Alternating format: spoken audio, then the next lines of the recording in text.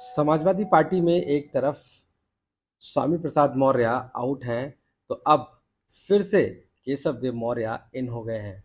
और वही केशव देव मौर्य जिनसे समाजवादी पार्टी ने फॉर्चूनर कार ले ली थी, लेकिन आज वो वापस समाजवादी पार्टी में हैं और अखिलेश यादव के साथ मौर्य शाह किसानी जैसे वोटों को एकजुट करने के लिए लोकसभा में।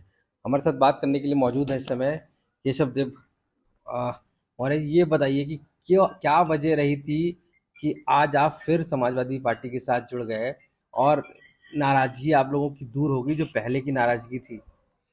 देखिए, समाजवादी पार्टी से केशव देव मौर्य की या महानदल कोई नाराजगी थी ही नहीं। अगर आप पुराना भी इंटरव्यू हमारा किए हैं, आपके चैनल पे हुआ और आपने भी लिया था, तो हमने समाजवादी पार्टी के किसी भी फैसले या अखिलेश यादव जी की किसी नीति पर कभी भी मैंने कोई प्रश्न चिन्ह नहीं लगाया। मेरी लड़ाई केवल स्वामी प्रसाद मौर्य जी से, केशव प्रसाद मौर्य से या उन जैसे नेताओं से है जो समाज का वोट तो लेते हैं, समाज के नाम पर बड़ा बड़ा पद पहुंचते हैं, मंत्री बनते हैं, लेकिन जब समाज के साथ अन्याय होता है, साक्य सैनिक कुशवाहा मौर्य समाज का, तब भी नहीं बोलते एक शब्द। वो बसपा में मंत्री थे, तब भी नहीं बोले एक शब्द। कई अन्याय हुआ, मैं कई गिना सकता हूँ।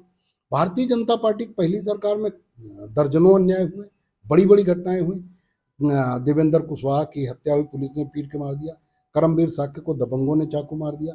ब्रह्मजीत सैनी के साथ इतनी बड़ी घटना हुई, कई दर्जन बलात्कार हुए, लेकिन कोई कार्रवाई भाजपा की सरकार में नहीं। और ये दो नालायक समाज के बाबू केशव प्रसाद मौर्य और स्वामी प्रसाद मौर्य, ये दो नालायक भाजपा में कान में तेल डाल के मुंह में जब सिल के बैठे हैं। तो हमारी लड़ाई इनसे इस विषय पे, हमारी कोई पर्सनल उनसे लड़ाई नहीं कि हमारा उन्होंने खेत कब्जा कर तो लिया। क्या स्वामी प्रसाद मौर्य के जाने पर अखिलेश यादव ने आपको बुलाया कि आप खुद गए कि अब स्वामी प्रसाद मौर्य चले गए हैं तो आप केशव देव मौर्य पहुंच।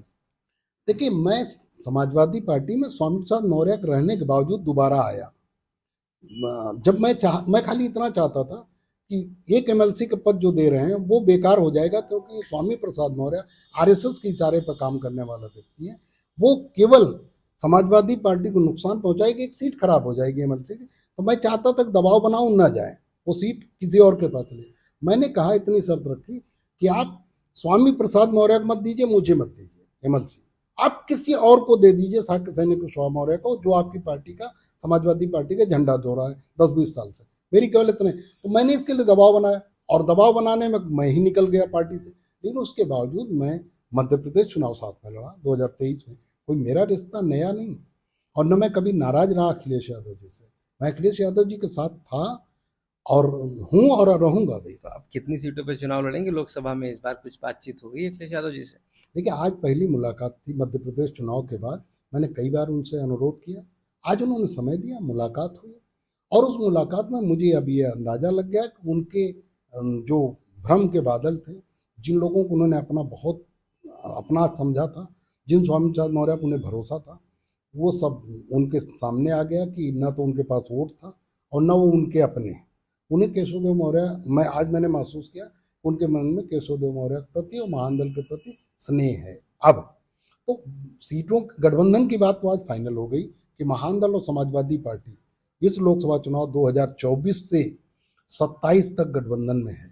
और आज हम दोनों ने 24 के बारे में भी बात किया, आदरणीय अखिलेश यादव जी ने और मैंने, और 2027 की सरकार बनाने की बात की। और आज मैं बड़े दावे से कह सकता हूँ कि अगर मुझे 3 साल समय मिला काम करने का समाजवादी पार्टी के साथ खड़े होकर, तो 27 की सरकार आप देखेंगे उत्तर प्रदेश में। और महानदल का पुराना नारा ही था कि महानदल ने ठाना सपा सरकार बनाना, और मैं सरकार 2022 में ही बनवा लेता अगर भारतीय जनता पार्टी ने ऐसे जो लेकिन बहुरूपिया स्वामी थे प्रसाद उनको मौर्य भेजा। पर मैं आपको बताऊं कि खुलकर अखिलेश जी नहीं बोल रहे हैं। उनको ये तक नहीं मालूम था कि वो पार्टी में है नहीं। एक सवाल के जवाब में पूछा गया था उनसे, तो आपको लगता नहीं कि ऐसा ना हो कि स्वामी प्रसाद मौर्य फिर वापस पार्टी में आ जाए? देखिए, ऐसा नहीं है कि उन्हें पता नहीं, लेकिन वो ऐसे चिरकुटों पर सवाल जवाब देना नहीं चाहते, चिरकुट नेताओं पर। रही रही अखिलेश यादव जी की बात और रही ऐसे लोगों पर, अरे जब आरएसएस ने 2022 में हमारे गठबंधन से डर कर पहले हमें प्रयास किया कि हम भाजपा में चले जाएं, हमारे पास भाजपा के बड़े नेता आए, केंद्रीय मंत्री तक आए हमें मनाने। जब उन्हें लग गया केशव देव मौर्य नहीं टस से मस होगा, तो उन्होंने अखिलेश यादव जी के पास इतने लोगों को भेज दिया जिससे केशव देव मौर्य को महत्व कम हो जाए, और महत्व कम हुआ। तो हम ये बात से आज भी डरे हुए हैं कि मेरे आने के बाद, जब मैं आया था 22 में तो बहुत लोग आ गए, और मेरे हटने के बाद सब हट गए। लेकिन आज मुझे इस बात का अभी भी डर है, इस बात में आपके सवाल को मैं समर्थन करता हूँ कि मुझे आज भी डर है कि मेरे आने के बाद जब आरएसएस को लगेगा कि अखिलेश यादव मजबूत हो जाएंगे, क्योंकि महानदल के पास एक बड़ा वोट बैंक है, किसी से कम नहीं। 80 लोकसभाओं में ऐसी कोई लोकसभा नहीं है जहाँ 1 लाख वोट नहीं है, और अधिक से अधिक 2.5 लाख, 3 लाख, 5 लाख तक लोकसभाएं हैं जहाँ सैनिक कुशवाहा मौर्य है, और 80 लोकसभा में मेरा प्रभाव है। तो उन्हें ये बात का डर सताएगा कि कहीं 27 में सचमुच सरकार न चली जाए महानदल के साथ, वो भेजेंगे ये लोग। मुझे डर है कि फिर नाक रगड़ के आएंगे, घुटने टेक के आएंगे। उसमें पल्लवी पटेल जी के भी आने का डर है, स्वामी प्रसाद मौर्य के भी आने का डर है, तो फिर ओम आपकी प्रकाश राजभर के भी आने का डर है। फिर आपकी फॉर्च्यूनर ले लेंगे। अब तो मैं फार्चूनर ले ही नहीं रहा हूँ, लेने देने का सवाल ही नहीं उठता, और मुझे उस फार्चूनर का कोई मतलब नहीं। मैं फार्चूनर के लिए राजनीति करता तो मैं भी सामाजिक न्याय को दरकिनार करके मैं भी भाजपा में जाके काम करता, भाजपा के एजेंट बन के, गुलाम बन के, इन लोगों की तरह मैं भी मंत्री बन लेता। मैं सामाजिक न्याय के लिए काम करता हूँ, और सामाजिक न्याय अगर उत्तर प्रदेश या इस देश को दे सकता है कोई, गैर बराबरी को अगर कोई खत्म कर सकता है, तो या तो बहुजन समाज पार्टी खत्म कर सकती है या तो समाजवादी पार्टी। तो भारतीय जनता पार्टी में हमें मंत्री बनने के लिए नहीं जाना, हम दोनों का समर्थन करते हैं, दोनों को सम्मान और करते हैं। अगर कुशीनगर से लड़ते हैं स्वामी प्रसाद मौर्य और आपकी अगर सीट है, आप भी अगर मांग करते हैं, तो कैसे समीकरण बैठेंगे? स्वामी प्रसाद मौर्य अखिलेश यादव जी वहां किसी को भी लड़ा दें, किसी भी जाति को लड़ा दें, मैं वहां कम से कम 75,000 वोट ट्रांसफर कराऊंगा समाजवादी पार्टी के पक्ष में। वहां 2.5 लाख, 2.25 लाख, 2.25 लाख वोट है, सॉरी 2.25 लाख, 2 लाख वोट है कुशवाहा के सैनी मौर्य का। और मेरी वहां पकड़ में 2 जिला पंचायत मेरे अपने हैं, मैं जीता हूं, और 2 सीट पे थोड़े वोट से हार गया। मैं महान दल, मेरी जब तक मजबूत ताकत है, पश्चिम से लेकर पूरब तक मेरी ये पकड़ है। मैं 75,000 से ऊपर वोट ट्रांसफर कराऊंगा, चाहे जिसको लड़ा दे।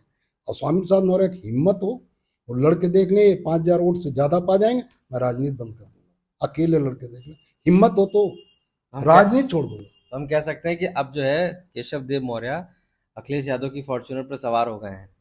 मैं अखिलेश यादव जी के साथ हमेशा था, हमेशा हूँ, और आगे भी रहूंगा। मेरी बहुत ज़्यादा अगर समाजवादी पार्टी ने मुझे महत्व नहीं दिया, नहीं अपने साथ जोड़े रखा, मेरी ओर से कोई कमी आएगी नहीं। मैं चूंकि सामाजिक न्याय चाहता हूँ, मैं मंत्री नहीं बनना चाहता। मैं दलित, पिछड़े, अल्पसंख्यक समाज को हक, अधिकार और न्याय दिलाना चाहता हूँ, और वो न्याय अखिलेश यादव जी ही दे सकते हैं। आज जो तीसरा मोर्चा, चौथा मोर्चा बनाने की बात चल रही, वो केवल सत्ता से नाराज, भारतीय जनता पार्टी कुशासन से नाराज वोट को रोकने की, फूट डालने के लिए बन रहा है। वो किसी काम के लिए नहीं बन रहा। ओम प्रकाश राजभर को बल्कि मैं अच्छा मानता हूँ, भाजपा के साथ है, लेकिन ये जो लोग कर रहे हैं, ये पर्दे के पीछे भारतीय जनता पार्टी को मजबूत करने का काम कर रहे हैं। ऐसे लोगों के साथ तो कोई रिश्ता ही नहीं रखना चाहिए।